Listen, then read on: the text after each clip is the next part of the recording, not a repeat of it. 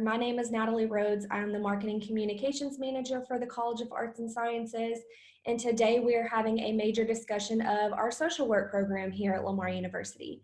So our goal for today is to answer any questions that you have as they relate to being a social work student. Our guests today are Dr. Ginger Gummelt and Miss Lori Wright. Dr. Gummelt is the program director and an assistant professor, and Miss Wright is an instructor and the field director for the practicum. And so we'll talk a little bit about that today. Also joining us is Carly Pittman. She's our admission counselor. She'll be answering your admission questions as they come through. Just to let you know, your video is turned off and your mics are muted, or your mics are muted to ensure your privacy. We're also recording this session to post on our website so you can come back to it later. It'll also be closed captioned. And then lastly, you can use your chat function at the bottom of your screen to answer any questions that you have. Some of those questions will be answered in the chat, but some will also be answered live. We'll do our best to answer all of them. So I will go ahead and hand it over to you, Dr. Gummelt. I have to unmute myself. There we go. Can you hear me okay? Okay, so I am Dr. Ginger Gummelt. I'm program director here for social work at Lamar University. We have an outstanding social work program that we really feel prepares our students for both graduate work and work in the field. So I'll give you a little background on kind of my journey into social work. And then I'll kind of turn over to Ms. Wright so you can kind of hear a little bit about where we came from and what we bring to this program. Let's see, I started out actually in undergraduate. I was not a social work major because I did not have an advisor who let me know anything about social work, and I really wish I had. I was a psych undergrad, and I love the psych background that I got. We use it a lot, so much of it in social work. But when I was getting ready for graduation, I was standing in line, and there was this group of women that had this big BSW sign, and I walked over to them and I said, "What's a BSW?" And they started talking about their bachelor's in social work and how it prepared them for both work in the field and graduate work. The students there had said, you know, we got this degree through an accredited university, which means we can go on to get our master's, and we can get our master's in 1 year because we can get what's called advanced standing. And I was kind of like, ooh, that sounds exciting, because I was walking out of a 4-year degree with absolutely no experience, no internship, very few qualifications other than when they asked me what I was good at, I said I was really good at taking a test. And I was, but that wasn't a lot of application into the field. So I went on to graduate work, and I actually did, within 3 months of meeting those women, I ended up in an MSW, a Master's of Social Work program. And I had to do the full 2 years. Most people, if you come in with a BSW from an accredited university, you can do it in 1 year. I did the full 2 years. It was worth it for me. I had a lot of growing to do. So did that. And then I went out and practiced for many, many years. We won't say how many. Lots of years. Practiced. Much of my experience is in child welfare. I worked in child welfare. I worked with children. I worked with a lot of adolescents. Just to throw out that stigma of social workers, a lot of people say, oh, when I think of social worker, y'all are the ones who take children away from their families. And while I worked in child welfare for many, many, many years, I never once took a child away from their family. In fact, that was not my role at all. My role was to help with reunification and to help these children adjust to the lives that they were living. And then I went into education and kind of wound up here at Lamar University, and I've been here for about 8 years. And so finished my PhD in social work, and absolutely just love it. I love the opportunity that we get here at Lamar University to know our students, to really connect with our students. We have a very robust program in social work, but it's not overwhelming in numbers. So we really do know our students.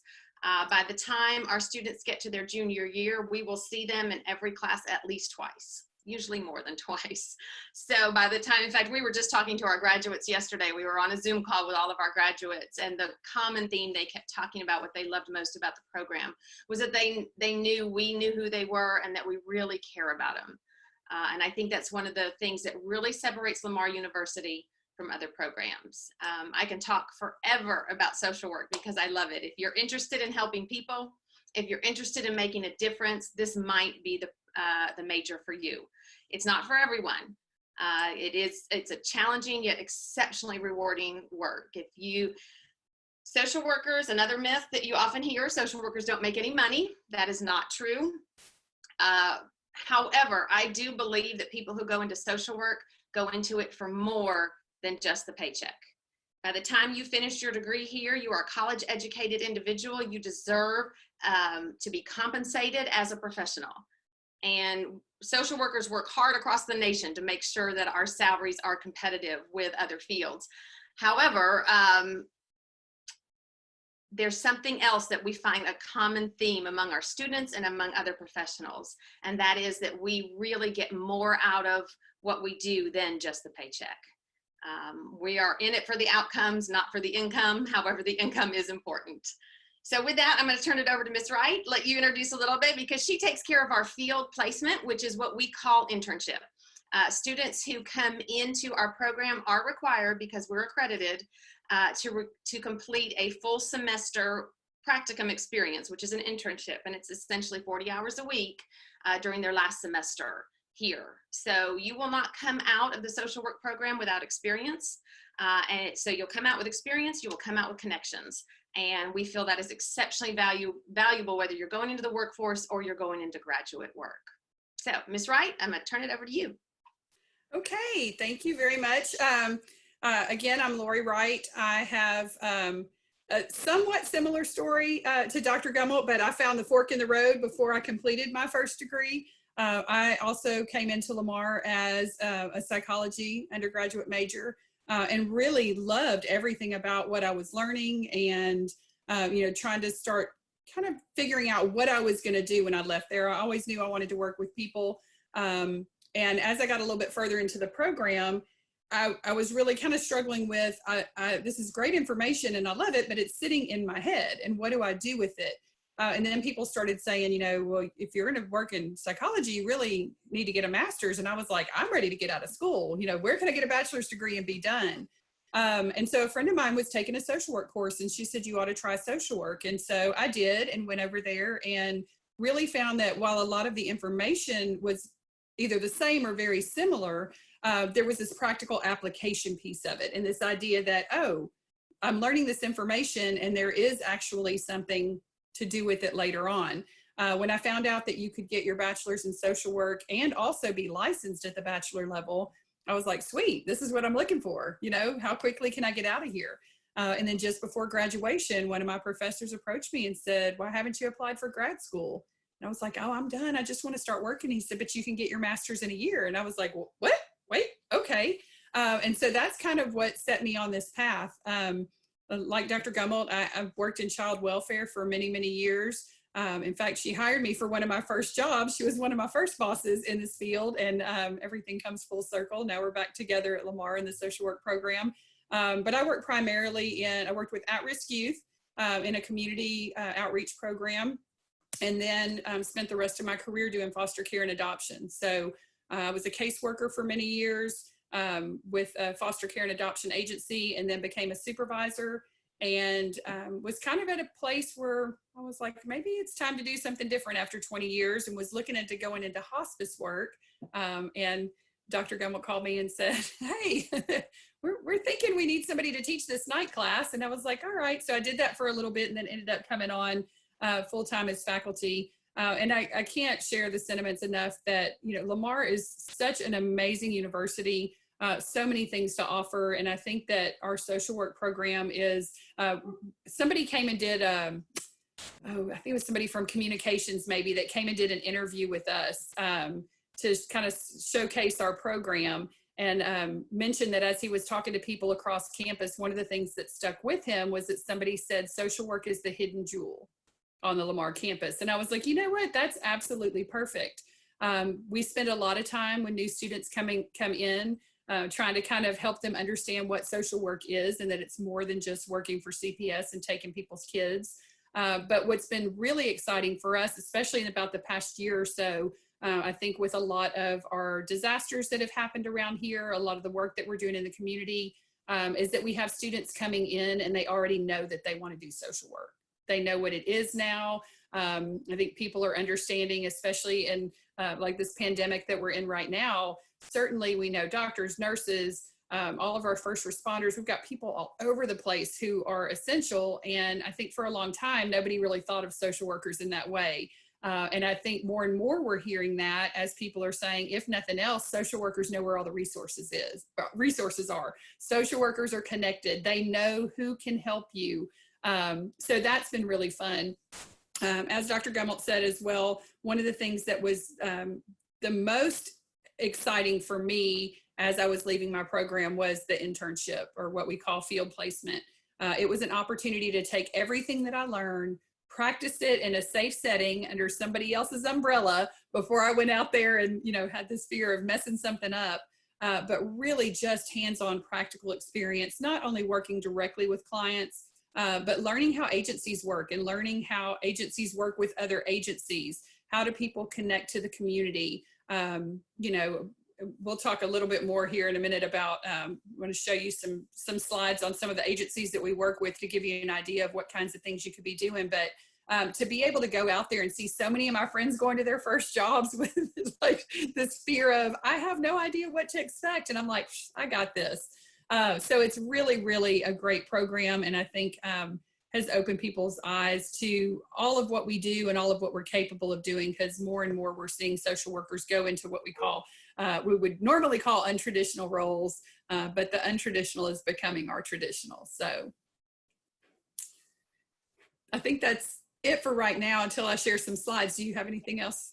We'll get the slides up in a second. One thing I want to add, I know you've heard me mention that we are an accredited program. We are accredited through the Council on Social Work Education, which is a national program accrediting schools across the nation. And the two major benefits of us being an accredited program, one, when our students graduate with the bachelor's degree, they're eligible to sit for licensure, which means they come out with a 4-year degree. And if they take the licensing exam, are also licensed bachelor social workers. So that's just one more very marketable skill to take with you into the job market. The other thing that social workers have is what I mentioned, which was advanced standing. Because we are accredited, our students are eligible for advanced standing in graduate work, meaning they can, most of them do about a 1-year graduate degree. And I can't tell you how many of our students do it. They finish with us and it seems like we blink our eyes and they're getting their master's degrees. And it's just phenomenal. We've had students, some programs are as short as 8 months. They're very intensive 8-month programs. So they leave us in August and before May, they are finished with a master's degree.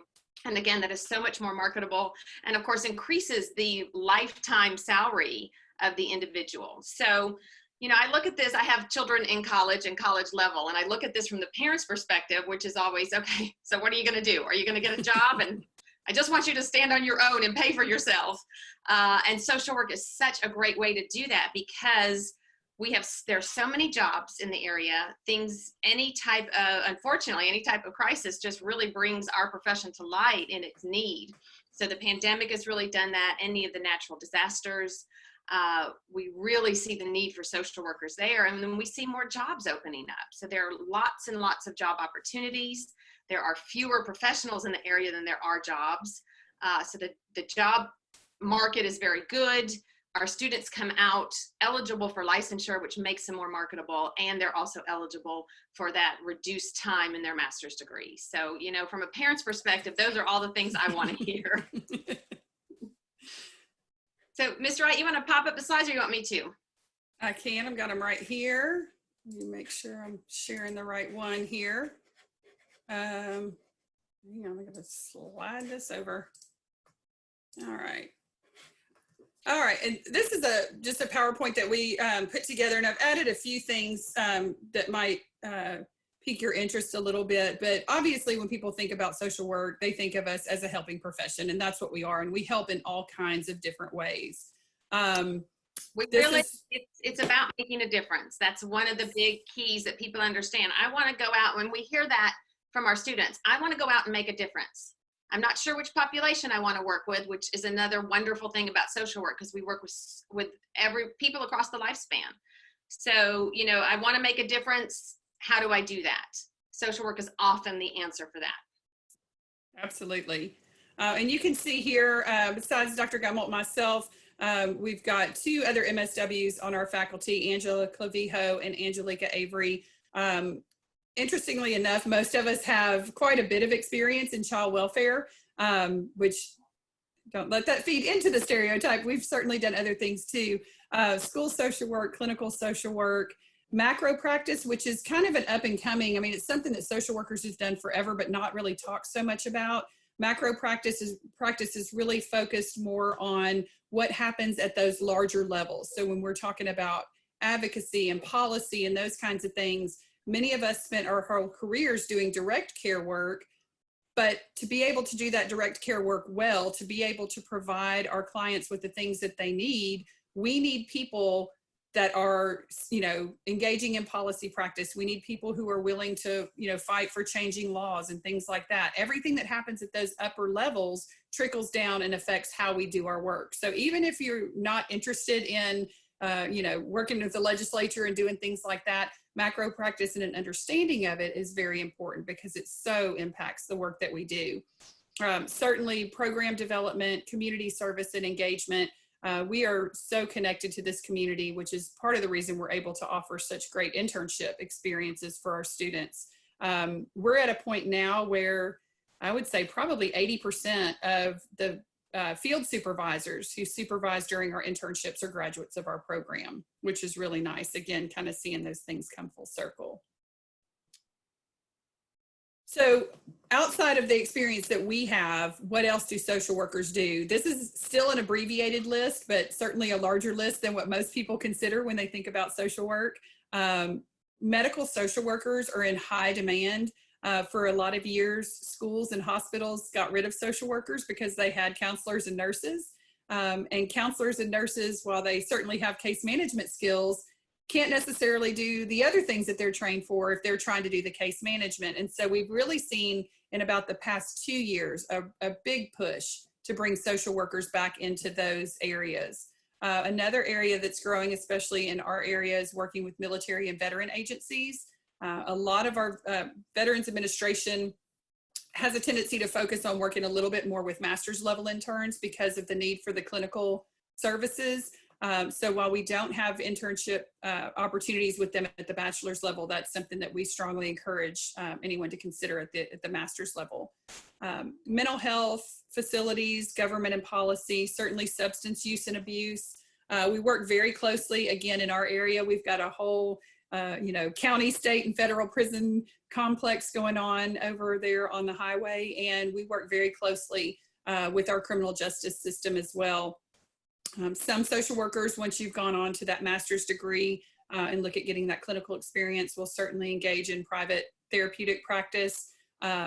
Again, child welfare in schools. There's just, the sky's the limit. And we've had agencies that really have almost found ways to create positions for social workers just because the hope is that we educate you and train you to a point that you've got so many different skill sets that you're really able to walk in. Part of what makes us unique, I guess, is our ability to think outside of the box, our ability to see a need and figure out a way to meet it. It doesn't matter how creative we have to be. We don't care who we have to work with.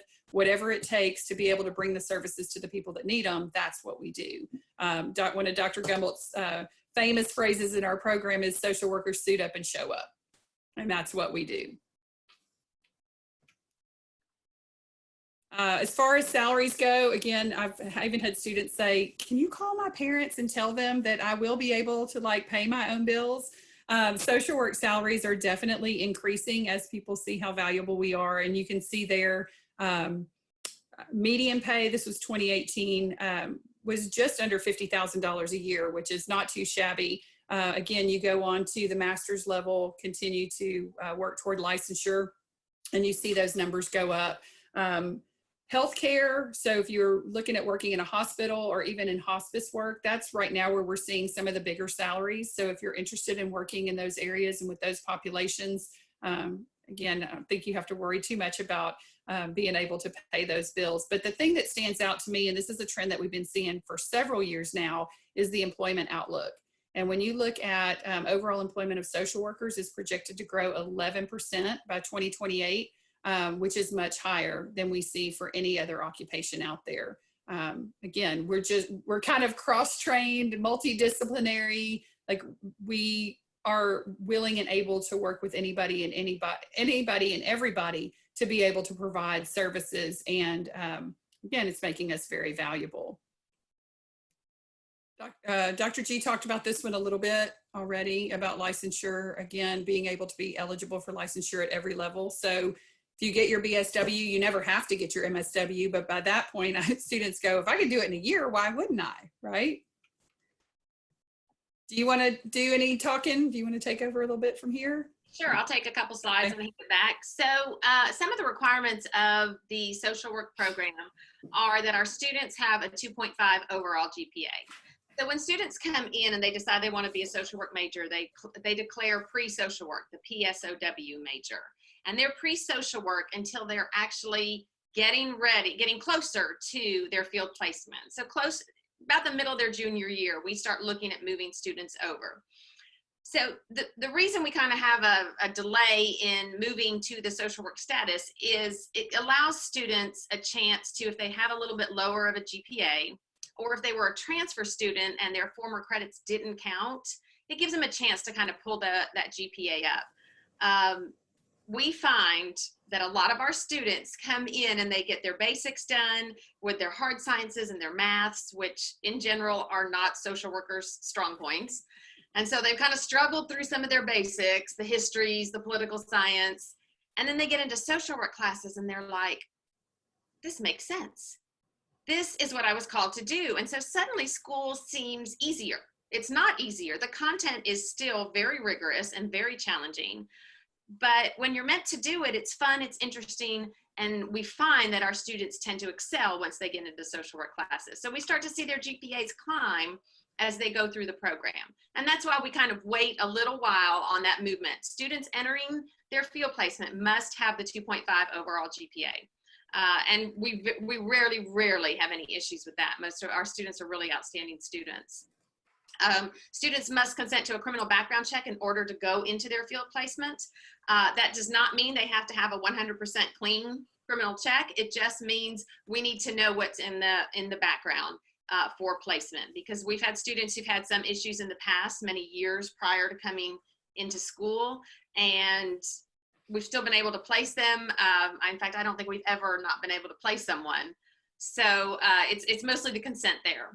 Of course, they have to have a desire to work in a helping profession to make a difference, and then always adhere to the code of ethics, because that is our ethical standards and guidelines, and it's very important because we're working with people's lives, and we really have to adhere to that. So kind of our degree mapping, once students have finished their first 2 years, and we really encourage our students to take our intro classes. So we have 2 intro classes, 2361 and 2371, that you don't see on here, because we encourage our students to take those in their first 2 years. Come in, if you're interested in social work, join the Social Work Student Association, get connected with other students, and take these intro classes so we get a chance to see you and know you. Otherwise, you're here for 2 years and we don't get a chance to see you until you kind of hit that junior year, because students in their first 2 years are advised through the undergraduate advising. We're not doing the advising. We just wouldn't cross paths, and we really do like to know our students. But by the time our students get to their junior year, you can see most of their classes are social work. And this is where we see our students really excel. Any of the seminar classes you see that are the 4320s, we're going to cover that in an upcoming slide, right? Mm-hmm. About what different topics. There are 4 required seminars, and they're specialized topics that students get to choose. Our HUBC classes, the 3300 and 33, what is it, 20, thank you, is called Human Behavior in the Social Environment. It's one of our most popular classes. Ms. Wright teaches both HUBC 1 and HUBC 2, because it's all about human behavior within social interactions. It's what we see every day, except in a pandemic. We have less social interaction. However, we're still, it's observing and seeing what happens when our social interaction is limited. Our policy, of course, obviously is about social welfare policy. Macro is about larger communities, groups, policy, and all of that affects our communities on a larger scale, as opposed to what we would call the micro, which is our individual work. Practice 1 and practice 2 are our micro work. They're about communication. How do I connect with a client who doesn't look like me, talk like me, act like me, and is hurting and vulnerable? And so I really need to connect with this individual. So it's all about the communication skills and the human connection skills. And then, as you can see, in the last semester is field placement. And that's when our students go out and get to do the work out in the communities with our agencies and with our trained and approved supervisors. Then that really is probably the richest part of the experience. So our seminar courses, which I mentioned to you, the 4320s, these are the topics we currently have, and we're always kind of growing and changing with these. Students are required to take 4 classes, and they can pick from any of these topics, and sometimes it depends on what's being offered or what they're interested in. We have kind of 3 classes that revolve around substance use disorder. So alcoholism is one, mental health and dual diagnosis is another, and then substance abuse is the third. We have child welfare policy, crisis, domestic violence, families at risk, issues in aging, trauma-informed care, a new one, which is mindfulness and self-compassion. We do have a human trafficking one that's under works right now and should be rolling out pretty soon. And then we have courses that are cross-listed with criminal justice. And both of these courses are service learning courses where we actually took students out into the criminal justice system. So in groups and corrections, they went out to the federal, the federal site, the prison out there. Yes. I almost said penitentiary. They were not in the penitentiary. They were in the low unit. So there's a big difference between the low, the medium, and the penitentiary. They were in the low unit. And it was such an incredible experience. At the time, the warden of that unit was in fact an MSW.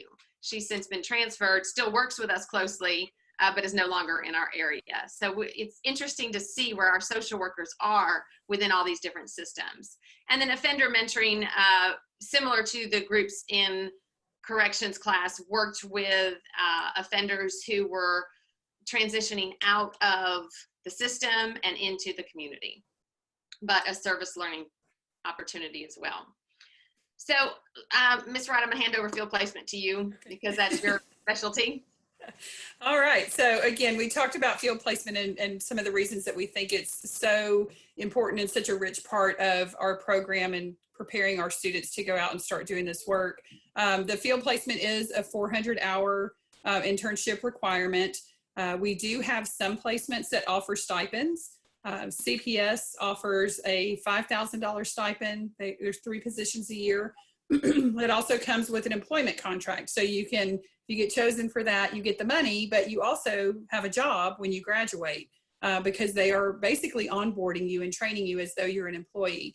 We've got some other agencies that offer stipends more around that $1,000 or $1,500 range during your internship. Again, because most of our programs are grant-funded programs, it just depends a lot on where those resources are being utilized and whether or not they have money at the time that our students come into internship.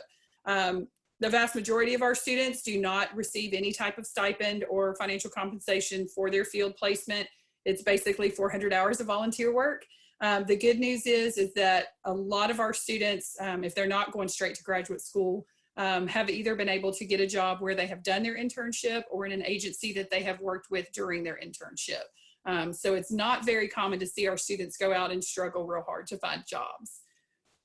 Dr. Gummelt alluded earlier to the social work code of ethics. This is your practice 1 class, I believe. You want to do the rundown on our core values? Our core values. So the social work internationally has 6 core values, but according to our code of ethics with the National Association of Social Workers here in the United States, our 6 core values are service, social justice, dignity and worth of the person or the individual, importance of human relationships, integrity, and competence.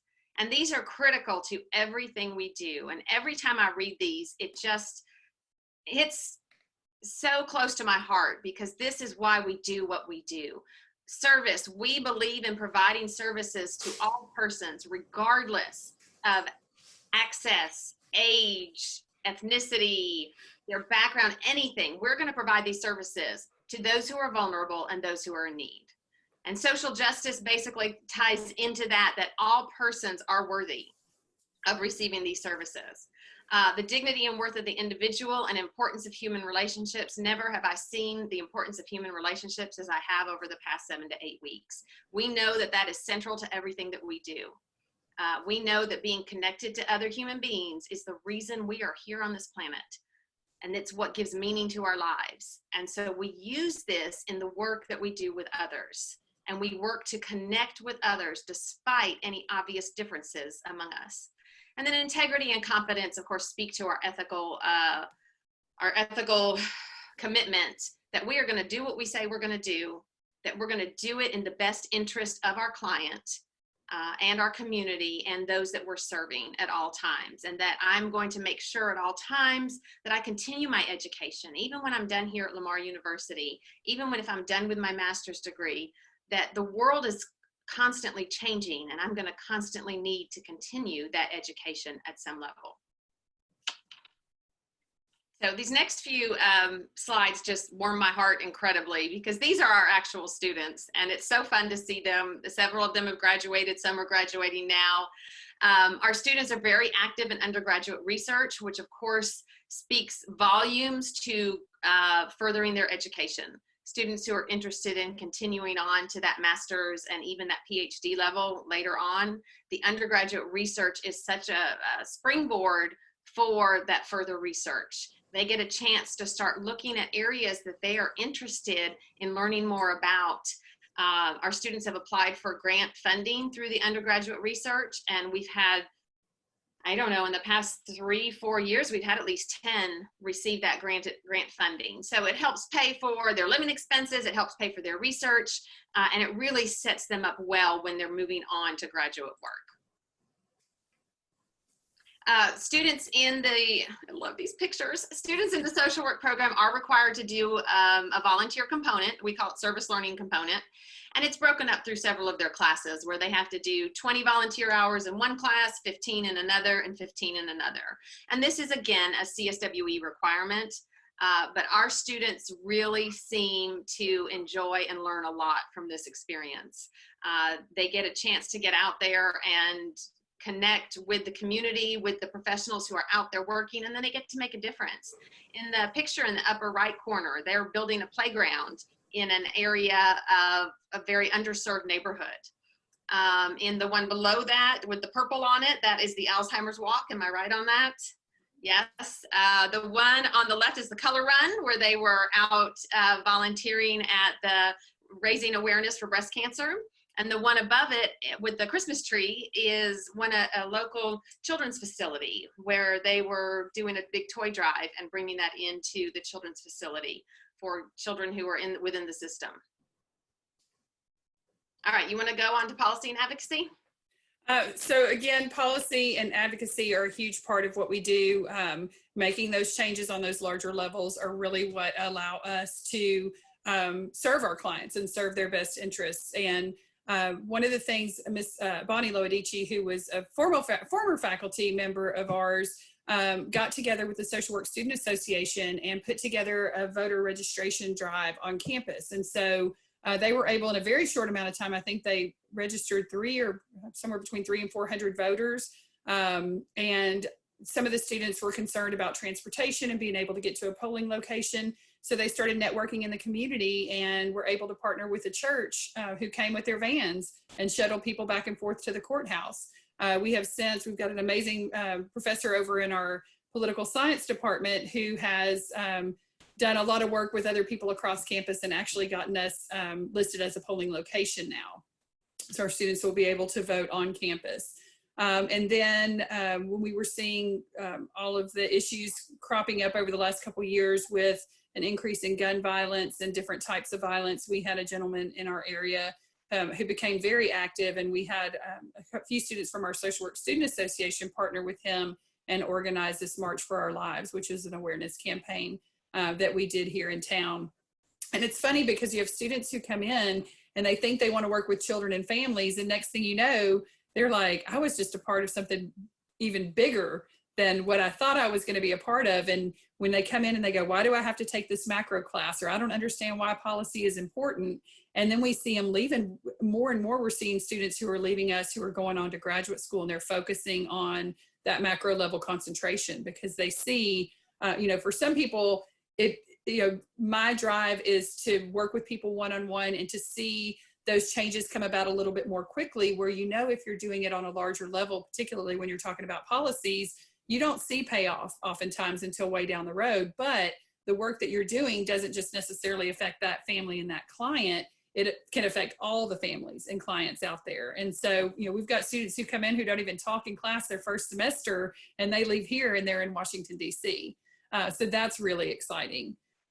These are a few more opportunities. We worked closely with Catholic Charities, also with the Women's Shelter after Hurricane Harvey and Imelda, doing disaster response, even cleaning out the shelter when it flooded following Imelda. Again, being a presence and helping volunteer at everything from, walks in our area. I know our local grocery stores do the Super Bowl of Caring. We partnered with the Children's Museum, Beaumont Children's Museum, for an autism awareness event. And there were so many pictures. I was like, I can't do 750 slides of pictures, but initially these were opportunities that we were bringing to our students. We'd have somebody in the community say, we have this going on, we need volunteers. More and more now our students are coming to us saying, hey, I work with this agency, or I volunteer with this agency, they need people for this. So they're the ones now that are educating us and bringing those opportunities to our program. And then this last slide, as Dr. Gummelt said, this is why we do what we do. We want to make a difference. And sometimes we see it in the short term. Sometimes we see it in the long term. Sometimes we don't see it, or we find out about it way later. But everything that we do is about those baby steps. It's about building relationships. It's about, looking out for the client's best interests, and really working to, we talk about helping them, but it's really, we provide them with education and resources. And it's seeing them get to the point where they take that information and they make the move to do something with it. And that's where we see the big difference. And then real quickly, and these are mostly just pictures, so I want to flip through this because people, again, I know we kind of touched on where we do internships, what kinds of things we offer, and I won't bore you with all of that, but I do want you to kind of get an idea of some of the agencies that we partner with. So I kind of tried to group these into categories. So, if you think you want to work with children and families, the Texas Department of Family and Protective Services, most people think of them as CPS and APS as well. We have done internships with them, obviously everything from, foster care and adoption to family-based safety services. They have several different programs. And the goal, contrary to popular belief, is not to take kids away. It's to reunite children with families when at all possible. Victims Assistance Center, which offers opportunities for protective orders and crime victim compensation. Harvest House is one of our newest one. Harvest House does advocacy and counseling work with survivors of human trafficking. So that's a really new one in an area that a lot of people are very interested in. So we're real excited to partner with them. Buckner Children and Family Services and Girls Haven are two that are very popular in our area because they're long-standing agencies that provide either foster care and or group residential services to children, primarily children who have been removed by CPS, but really work hard to provide as homey a feeling environment as possible while working with our youth on everything from social skills to managing mental health issues to finding tools that they can use to be successful in school and make it feel as much like home or as quote unquote normal as possible. And then we've got Family Services in the Garth House. Garth House is a program that is really known for doing forensic interviewing. So when we have children who've experienced any type of trauma, usually physical or sexual abuse, they go to the Garth House and are interviewed by trained professionals. Those interviews are videotaped, and the goal is that these kids don't have to kind of repeat their stories over and over. They are interviewed by people who are trained to do so, to not ask those leading questions, and to do so in a way that those videos are as sufficient as possible to count as their testimony.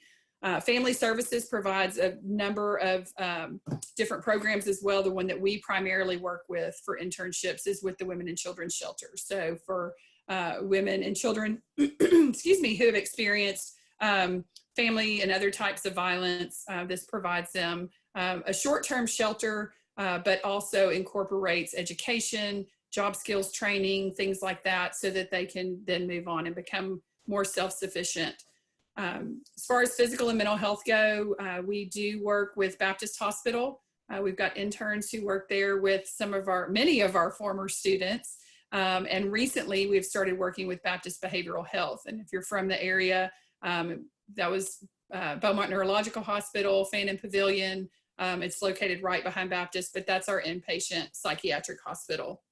And then Spindletop Center is our local mental health authority, and they provide services, everything from substance abuse to mental health, to services for people with with intellectual and developmental disabilities.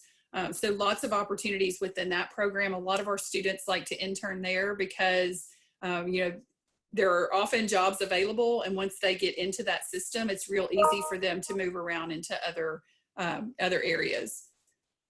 Emergency services, nutrition and disaster relief. Some other place is probably the place that people think about the most when they think about emergency services in our area. And the story on that was that, a lot of agencies have real specific criteria about what needs to happen for you to qualify for services. And when people didn't qualify, they'd say, what do I do? And basically they were told, go to some other place, go somewhere else. And so that's kind of how the name Some Other Place came around, is they are some other place. If you can't get it somewhere else, some other place will find a way to provide it, or find somebody who will help you get it. So they do a little bit of everything. We've worked closely with the Southeast Texas Food Bank. Catholic Charities has kind of been our authority here lately as far as disaster relief goes, and they just opened a new Market to Hope program, which is a free client choice food pantry. So that's been really exciting.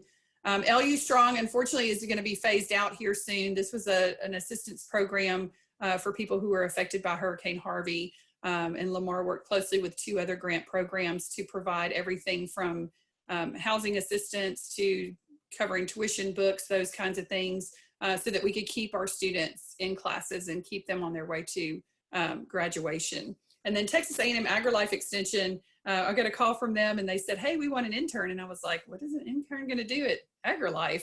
But they do a lot of community education, certainly for a long time have been focused on nutrition and physical health.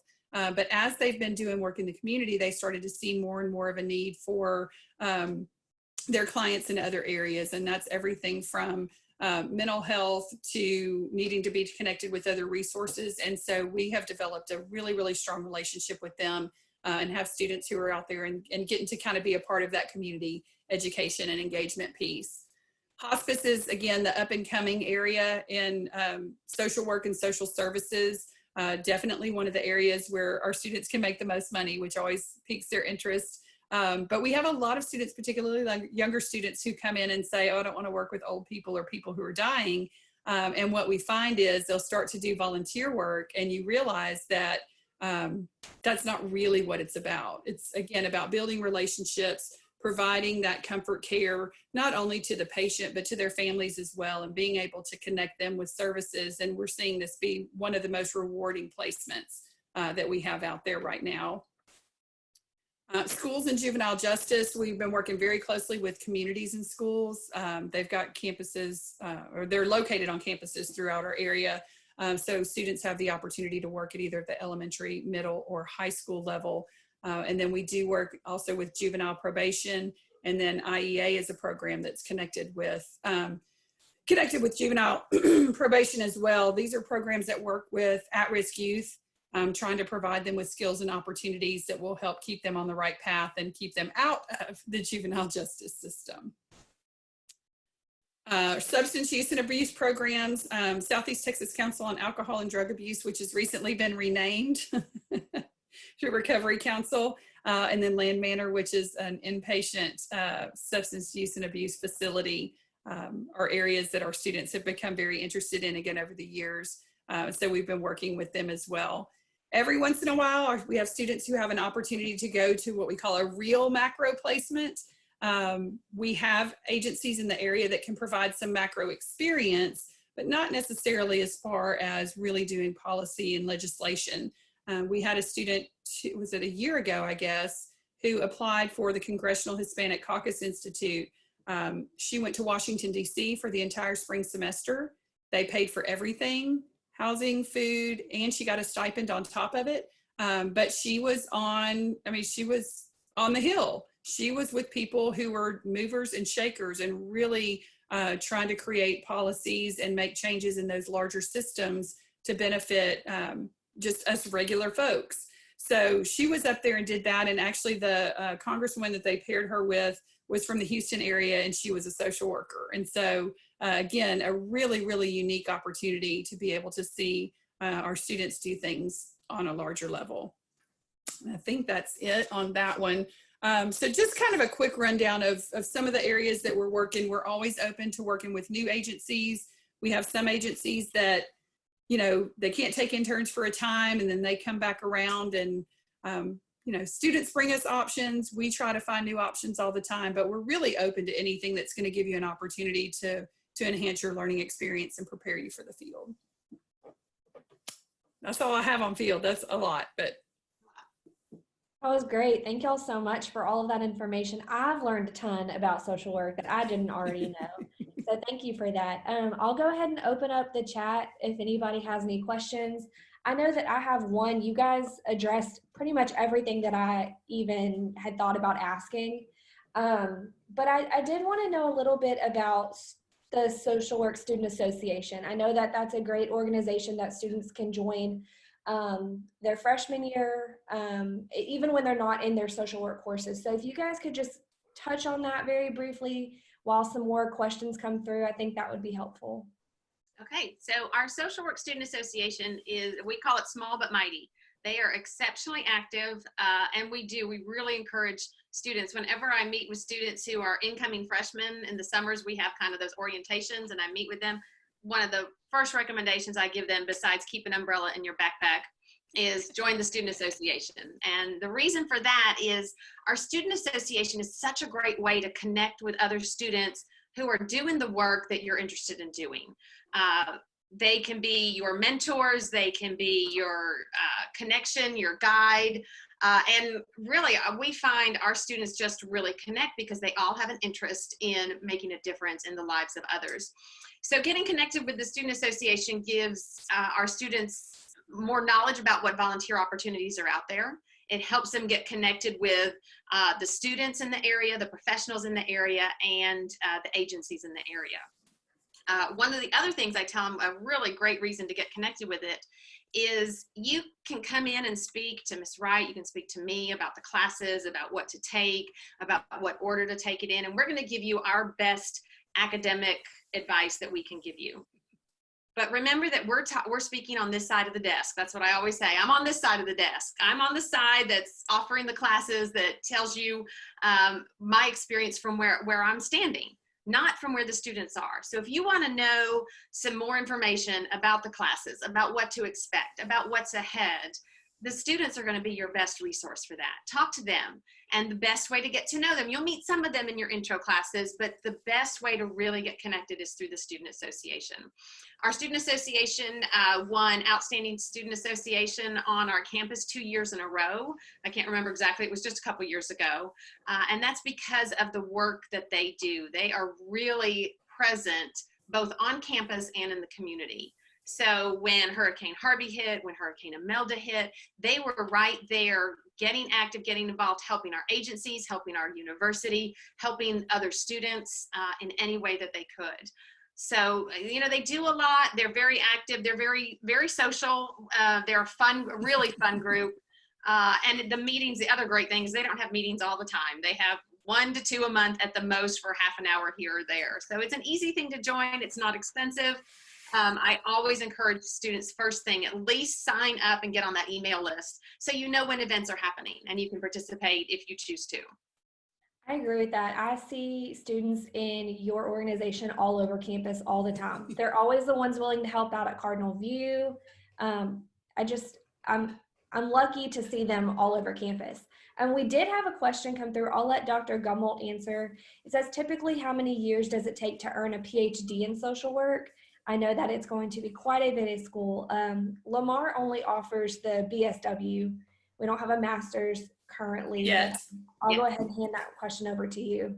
Okay, so when it comes to social work, the MSW is considered a terminal degree. So unless you're interested in going into research or teaching in higher education, it's not recommended to get the PhD. You can, obviously, it's always wonderful. Continue your education. You ask me, I think continue your education is a fantastic thing to do. But if you're gonna work clinically, you can get that master's and serve in any position that you could with the PhD other than a college professor. That's the only one that's out there. So we see MSWs who are hospital administrators, who are directors of programs, who own, have done startup nonprofit agencies, etc., with the MSW. So you do the BSW and the MSW, and you can do that essentially within about 5 years. The PhD in any field is a longer process. And I think a lot of our students don't understand that. They go and they get their MSW and they can do it in a year and they think, oh, PhD, just another year or two. And it's not. It is a much more in-depth process. Some schools offer a combined MSW PhD program for students who know that that's where they want to go. Much of the time, the students who do that have actually gone out and worked in the field for a couple of years before they go back for that MSW PhD. A lot of times what we see is students will go directly to the MSW, go out and work in the field for several years, and then go back for that PhD if they're interested in that. But there is a requirement for anyone who's going to teach at the collegiate level in social work that they have some practice experience. Again, it's one of the things that separates us from other disciplines. You don't get professors who are just academics, who are just talking research and are just talking theory. We've all been out there working in the field and we have the experience and the connections. So typically, to finally answer that question, typically the PhD is expected to be between a 4 and a 6 year process. Most of the people I know who've gone through it, 5 is about average of what it takes to get that PhD. So it is a much longer commitment and a much more serious commitment. One of the things that attracted me to social work was that the MSW was the terminal degree. Because when I was finishing, by the time I was done with school and done with my master's, I was so done. I was like, I don't ever want to go back to school. I just want to work and make some money and make a difference. And so I did that for many, many, many years before going back and doing the PhD. Like I said, we see a lot of people do that. But it is a longer process.